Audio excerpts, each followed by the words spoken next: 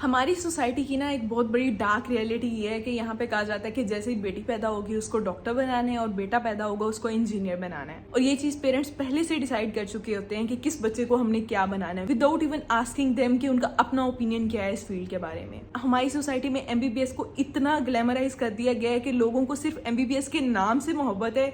जो स्ट्रगल आपको करनी पड़ती है, जिन चीजों से आपको गुजरना पड़ता है, उस चीज के बारे में किसी को भी कोई आइडिया नहीं है। Hello everyone, my name is doctor Laraib. I am a house officer currently posted in surgery department. और आज की वीडियो में हम लोग बात करेंगे dark side of the MBBS की, जिसके बारे में बहुत से लोग बात नहीं करते। इसके लिए ना हम लोग शुरू से स्टार्ट करते हैं कि एक मेडिकल स्टूडेंट की जर्नी कहाँ से स्टार्ट होती है। जैसे ही आप एफएससी में आते हो, आप यहाँ अपनी इंजीनियरिंग साइड चूज कर लेते हो या आप अपनी मेडिकल वाली साइड चूज कर लेते हो। जो बच्चे मेडिकल वाली साइड चूज करते हैं उनको ऑब्वियसली बाद में जाके एमडी कैट देना पड़ता है। And MD CAT is basically the full form of medical and dental colleges admission test. अब जो बच्चे एमडी कैट करने के लिए आ रहे हैं ना, उनकी दो टाइप्स हैं। एक तो वो है कि जिनको खुद कीड़ा था मेरी तरह कि हाँ हमने डॉक्टर ही बनना है और उनको कोई आइडिया नहीं था कि आगे जाके उनके साथ क्या होने वाला है। या वो बच्चे होते हैं जिनके पेरेंट्स या जिन्होंने खुद एमबीबीएस को इतना ग्लैमराइज कर दिया होता है कि उन्हें सिर्फ नाम के साथ डॉक्टर लगवाना है। बीच में जितनी भी मेहनत करनी पड़ी है, जितनी भी स्ट्रगल्स करनी पड़ी है, उन्हें उस चीज का कोई भी आइडिया नहीं है और उसके बारे में रेडी भी नहीं है। जिस टाइम पे मैंने एमडी कैट दिया था ना, बैक इन 2018, उस टाइम पे 1,14,000 बच्चे एमडी कैट कर रहे थे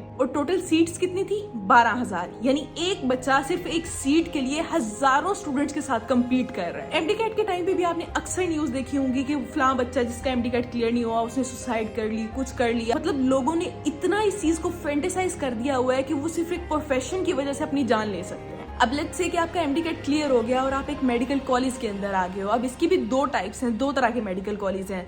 या तो आप प्राइवेट मेडिकल कॉलेज में आ गए हो या फिर आप गवर्नमेंट मेडिकल कॉलेज में आ गए हो। अब आप अगर गवर्नमेंट मेडिकल कॉलेज में आ गए हो ना, तो एक तरह से कह लो कि हाँ, जो आपका 1 करोड़ जाया होना था ना, वो होने से बच गया, क्योंकि गवर्नमेंट मेडिकल कॉलेज की फीस प्राइवेट के मुकाबले में बहुत कम होती है। लेकिन अगर आपने प्राइवेट एमबीबीएस की है मेरी तरह, तो आप ये सोच के बैठो कि आपका 1-1.5 करोड़ कहीं भी नहीं गया। हमारे टाइम पे बैक इन 2018-19 जब मेरा एडमिशन हुआ था, हमारा पीएमडीसी की बेसिस पे एडमिशन हुआ था, मेरिट पे एडमिशन हुआ था, तो हमारी फीस पर लाख होती थी 12 लाख 13 लाख और वो आहिस्ता आहिस्ता हर साल 50,000 कम हो जाती थी। फाइनली की मेरी फीस आई थिंक 10 लाख थी या 10,50,000 थी, इन दोनों के बीच में थी। और अगर आप ये समझ रहे हो कि सिर्फ ये आपकी पढ़ाई की फीस है मेडिकल कॉलेज के अंदर, इसके अंदर आपसे 50,000 लाइब्रेरी का ले रहे हैं, आपसे 2.5 लाख इंश्योरेंस का ले रहे हैं, आई डोंट नो किस चीज की इंश्योरेंस का ले रहे हैं, और आपसे 50,000 ट्रांसपोर्ट का ले रहे हैं। ये सारी चीजें आती हैं आपकी एक साल के मेडिकल फीस में। 50,000 और ओवरऑल आपने कई लाख इनको इंश्योरेंस दी होती है। ये सारी चीजें आपको वापस मिलती हैं? नो, आपको इवन आपकी इंश्योरेंस के पैसे भी वापस नहीं मिलते।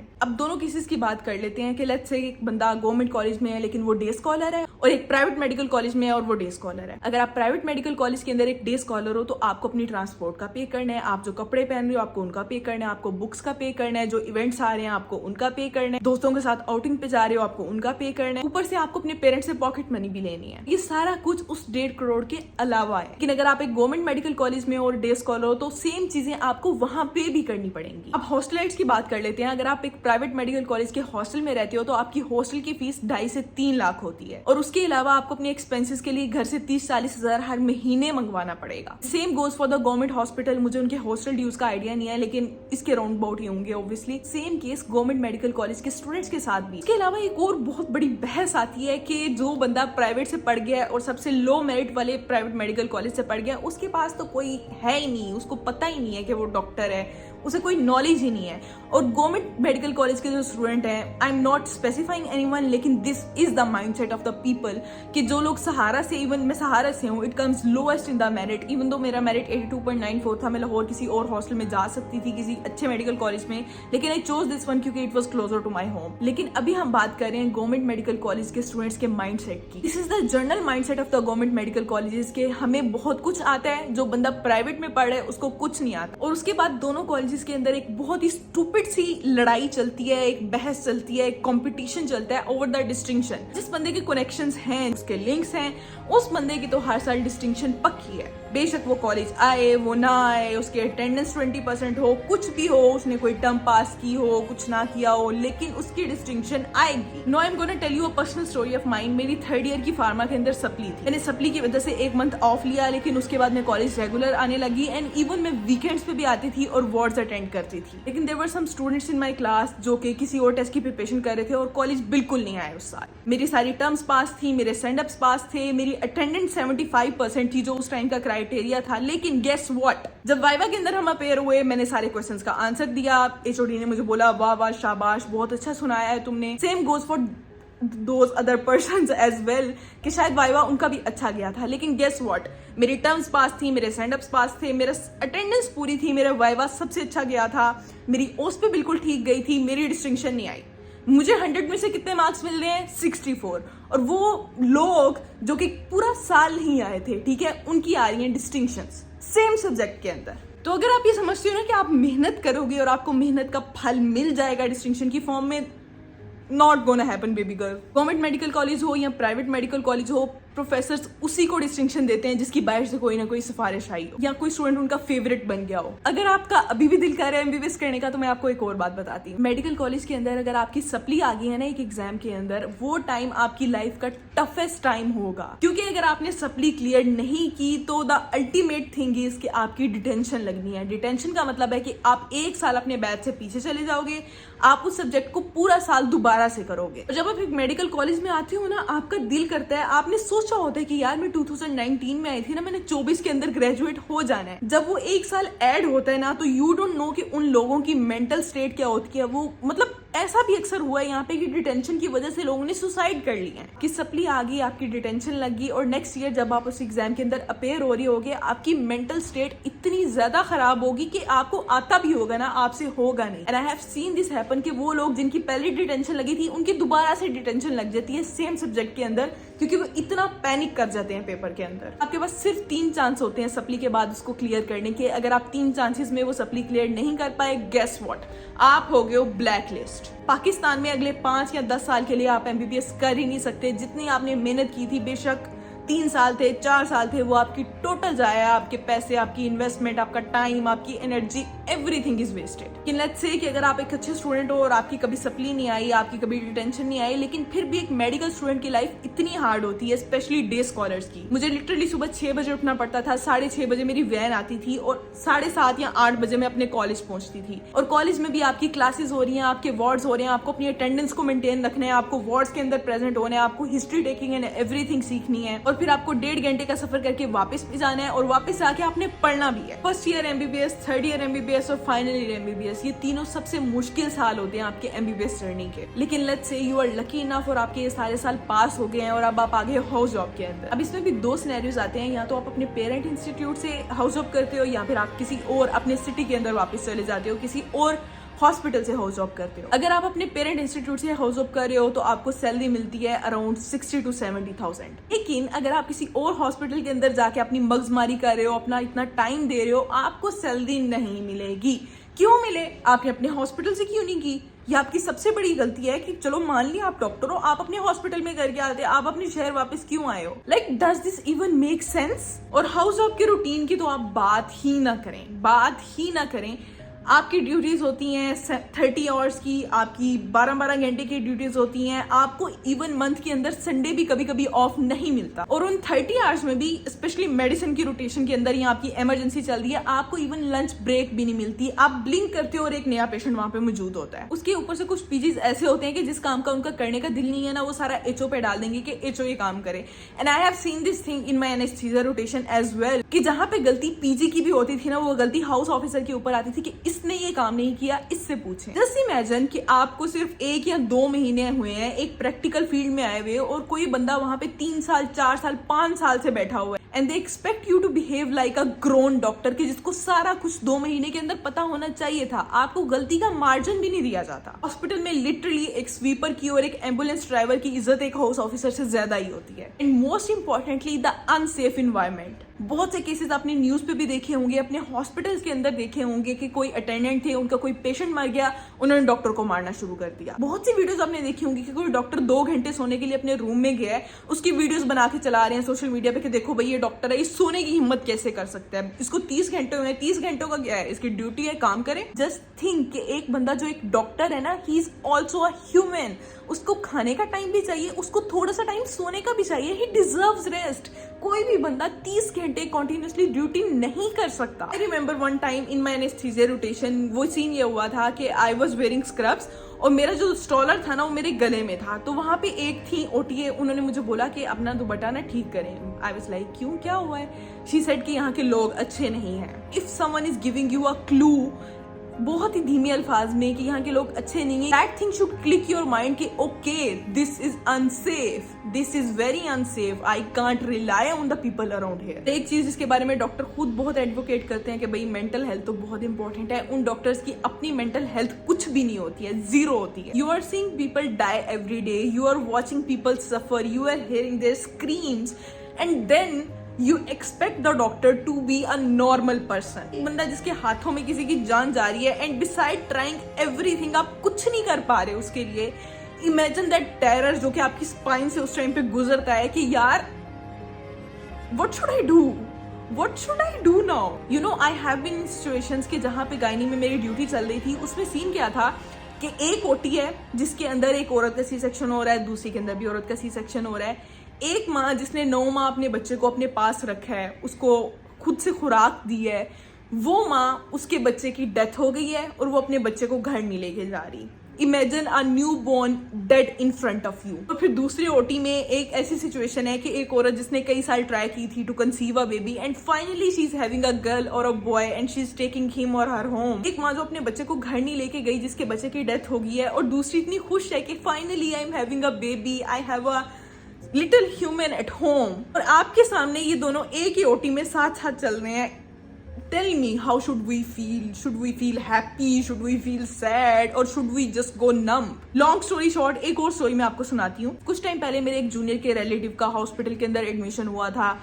ही had CKD, he had lung problems, lung fibrosis, everything. मतलब that person was in very critical condition. और जब उनको उनकी सिटी से CPR दे के आए हैं, उनको 20 मिनट लगे दोबारा से उनको CPR दे के रिससिटेट करने के अंदर, रिवाइव करने के अंदर। If you are a medical student तो आपको पता होगा कि 3 मिनट तक अगर ब्रेन को ऑक्सीजन ना मिले तो उसके ब्रेन के अंदर इरिवर्सिबल डैमेज हो जाता है। और जब मेडिसिन के SRs ने और बाकी PGs ने उसको चेक किया, उन्होंने बोला कि भाई इस पेशेंट का कुछ नहीं हो सकता, ये पेशेंट पूरी लाइफ के लिए आपके ऊपर डिपेंडेंट रहेगा, इसके अंदर कोई इंप्रूवमेंट नहीं आएगी, तो आप इसको एक्सट्यूबेट कर दें। अब मैं as a anaesthesia house officer वहां पे किसी और पेशेंट को चेक करने के लिए गई थी, तो मेरी जूनियर मेरे पास आई और उसने मुझे बताया कि ये सीन हो रहा है and I couldn't see it. I was like कि ये क्या कर रहे हैं ये लोग, इनकी फैमिली ने कॉन्सेंट क्यों दिया? मे बी इंप्रूवमेंट आ जाए, मे बी 3-4 महीने बाद ये इवेंट से उतर जाए। मैंने उनको काउंसिल किया, मैंने कहा इनको 1 वीक का चांस तो दें, कम से कम 1 वीक तो रखें। 2 दिन में बुखार भी नहीं उतरता, इनको रात से आप लेके आए, आप क्यों एक्सट्यूबेट करा रहे हैं? फिर मैंने उनको काउंसिल किया और दोबारा से पेशेंट को इंट्यूबेट किया। इंट्यूबेशन करने के बाद भी PGs ने और मेडिसिन के SRs ने बोला कि नहीं, पेशेंट के अंदर इंप्रूवमेंट नहीं आएगी, बेशक आपने दोबारा इनको वेंट पे डाल दिया है तो कोई फायदा नहीं होना। तो उनकी फैमिली ने दोबारा से कॉन्सेंट साइन की, उन्होंने बोला कि चलें ठीक है, अगर इंप्रूवमेंट नहीं आनी, कोई भी फायदा नहीं है उनको वेंट पे रखने का, तो आप एक्सट्यूबेट कर दें। Now imagine I am extubating him, I am standing there and I am waiting for the angel of death to come and take him. एक बेड पे आप खड़े हुए हो, आपको पता है इस पेशेंट को हमने एक्सट्यूबेट किया, अगले 20-25 मिनट के अंदर इस पेशेंट की डेथ हो जानी है and that is going to happen. आपके पेशेंट की अनएक्सपेक्टेडली डेथ होती है, आप उस चीज को किसी ना किसी तरह कवर कर लेते हो कि ओके चलो अल्लाह को मंजूर था। लेकिन एक चीज जिसका आपको सर्टेन है कि यार 10 मिनट है या 15 मिनट है, उसके बाद this patient won't be here any more. लेकिन फिर भी out of sympathy or out of I don't know what, I was standing there with him. I was standing there with him and I was just like when is the angel of death gonna come? और मैंने उनके पास सूरह यासीन चला दी कि उनका आखिरी time है, तो maybe I can make it a little bit easy for him. और सूरह यासीन पूरी हुई है and suddenly the beeps were off, heart rate dropping, saturation dropping, everything dropping, blank line, and you know I am standing at this table and angel of death is at this table around this bed and he is gonna take another life in front of you, and despite being a doctor you can't do anything about it. You can't do anything about it. I'm sorry I'm crying, but this is what I face. This is what every doctor or a house officer, everybody faces it in their house job or in their residency. The emotional damage that you carry to your room and then people expect you to be a good doctor, people expect you to carry on with your lives and everything कि just like nothing happened. उस तरह से एक करो, तुम्हारे अंदर emotions क्यों है? तुम एक डॉक्टर हो, you should be strong enough. I was so traumatized by this thing कि I took the next day off. I couldn't even sleep उस पूरी रात में.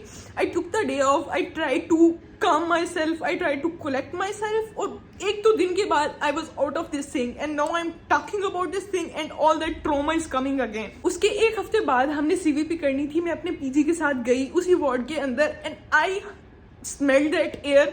It was just like that day and my trauma was back. CVP करनी है and I don't know what I'm doing with the needles, with the guide wire. मुझे किसी चीज़ को कुछ पता नहीं चल रहा क्योंकि मेरे ज़हन में वो वाला ट्रॉमा दोबारा से नजर आ रहा है. मुझे दोबारा से वो चीज़ें याद आ रही हैं और मैं उस बेड पे बार बार देख रही हूँ and I'm imagining all that horror. And this is the emotional cost of MBBS. You should have the guts to see people die and then act numb and then act like कि हाँ मुझे तो फर्क ही नहीं पड़ा and carry on with your duty क्योंकि आपको बाकी पेशेंट्स का भी ख्याल रखना है. And there is no mental hospitals और mental counseling for the doctors कि जिस चीज़ से जिस ट्रॉमा से वो गुजरते हैं उस चीज़ के लिए उनको भी टाइम चाहिए. एक हाउस ऑफिसर जो न्यू आया इस चीज़ में, हाउस ऑफिसर को छोड़ो, एक डॉक्टर को छोड़ो, उसको टाइम चाहिए रिकवर करने में. He is a human after all. लेकिन नो, हमारी सोसाइटी, हमारी administration, hospital admin, nobody cares about your mental health. Nobody cares. आपको बुखार है, आपको कुछ भी है, आप बीमारों का ख्याल रख सकते हो लेकिन अगर आप बीमार हो आप ऑफ नहीं ले सकते. अगर आप ऑफ ले रहे हो तो उस दिन की आपको पे नहीं मिलेगी. Wow. So now we're gonna talk about the doctors जिन्होंने इस पूरे MBBS को पाकिस्तान के अंदर सर्वाइव कर लिया है और अब उनको पाकिस्तान के अंदर कोई होप नहीं नजर आ रही.